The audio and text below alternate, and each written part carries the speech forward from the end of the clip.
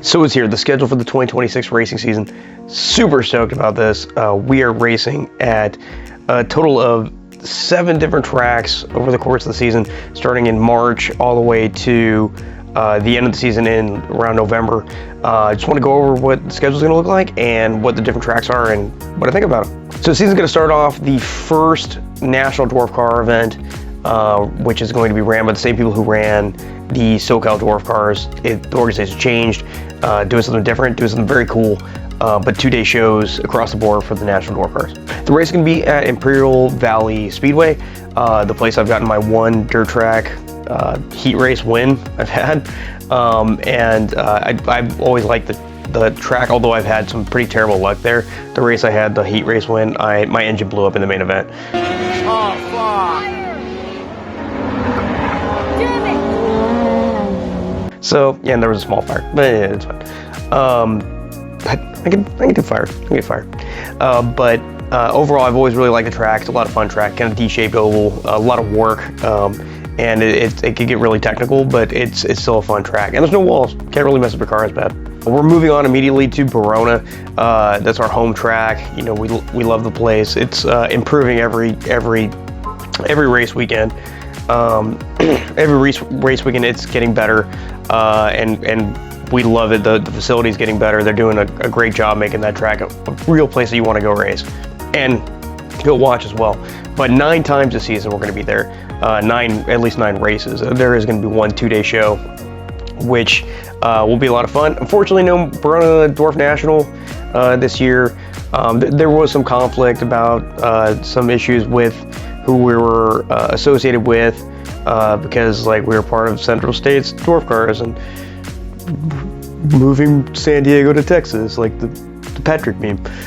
But we, unfortunately, there is no Dwarf Car National, per se. But there's not a chance that there is a chance that it may be added to the National Dwarf Car schedule, which would be awesome because that was such a cool event last year and it was so much fun. I had a great time. After we do our first couple rounds of Verona, assuming I make the first one, because it is the first one is the St. Patrick's Day Parade. I'm marching it, kind of thing. Do it every year. A lot of fun. So hopefully I've filled up with enough corned beef and cabbage to make it. I'll load up for. My wife's not convinced I'm going to make it, but we'll see. That'll be the first Verona race. And then we'll have another one, and then it'll be our first Western States National of the year. I only did one last year. The other one was the Central States one. That was the Verona one, because again, Bush, California, Texas. And but had a great time at Marysville, even though it didn't work out that well in the long run. But it'll be my first time at Mojave Valley Speedway. That will be right at the beginning of, or the middle of April. I do have another option I'm weighing. Right now I'm aiming for Mojave, but there is a chance that rather than going to Mojave, the week before I'll miss the Verona race, but go up to Watsonville, to what was Ocean Speedway, race a Friday night show, and then head south to Santa Maria, race a Saturday show, and then head home. That will be my early season long trip. And so I'm kind of in between the two, but as of right now, I'm going to stick with going to Mojave to do the Western States race.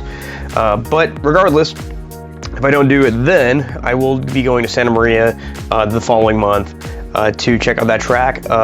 If you guys watch the Dirty Sliders podcast, one of the guys there swears by it. His family is actually in the soil, so to speak, at that track, and he says it's the best track that he's ever raced at.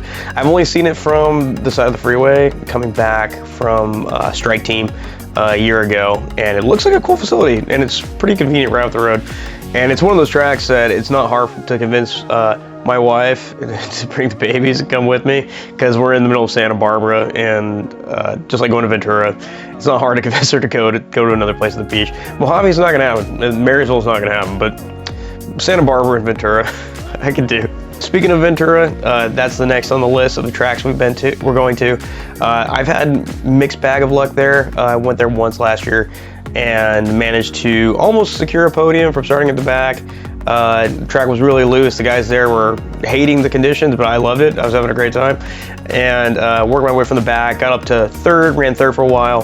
a couple restarts. I trying to get for second, get 2 second, try to get that last position, and kind of showed my hand to the guy behind me, and he got by me, snuck by me, and I tried everything to get back around him.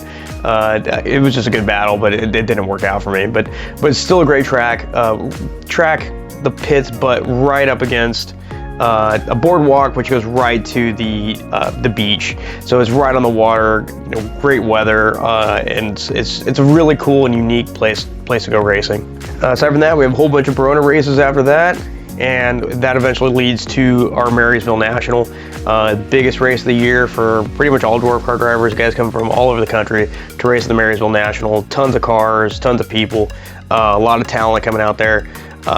I did okay last year. I made the fast dash for the show and got taken out in the fast dash. I worked my way from 10th. I was up to 4th, and I got taken out by a guy from San Diego. I'm like, just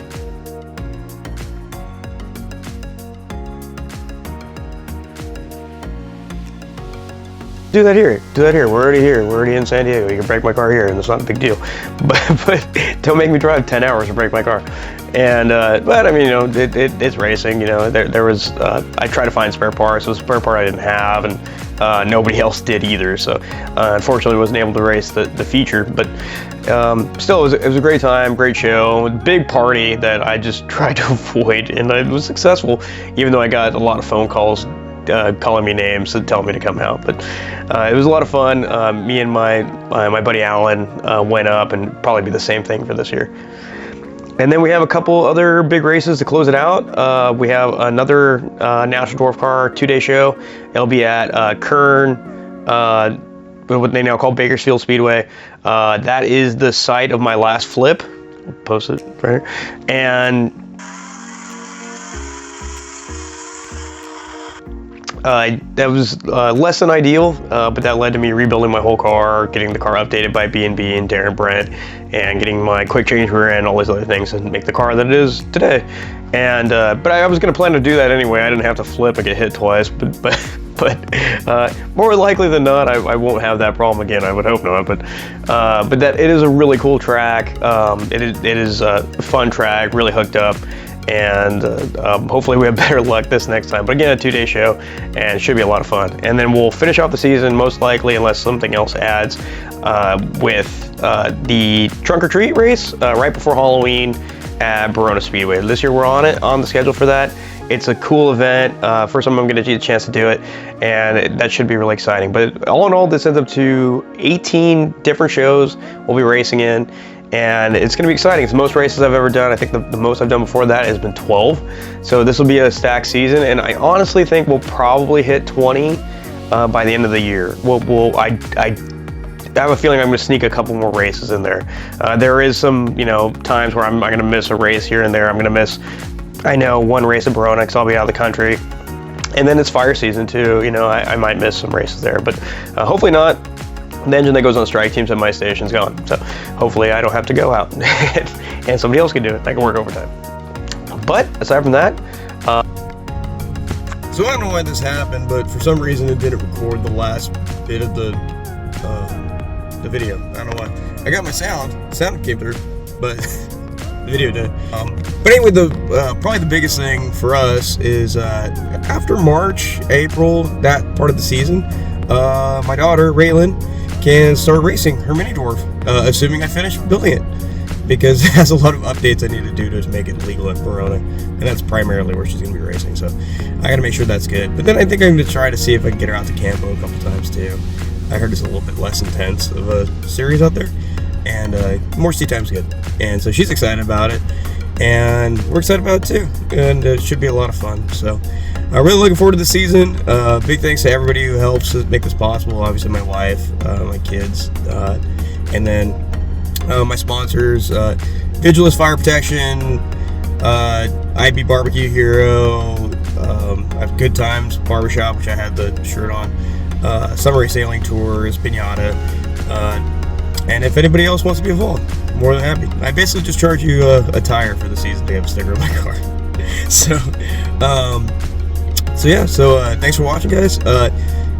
Check back. I'm gonna have a few more videos before the season, throughout the season, try to do a little bit more stuff, just to kind of grow the channel a little bit. I have a lot of fun making these videos, so. All right, till next time, guys. Cheers.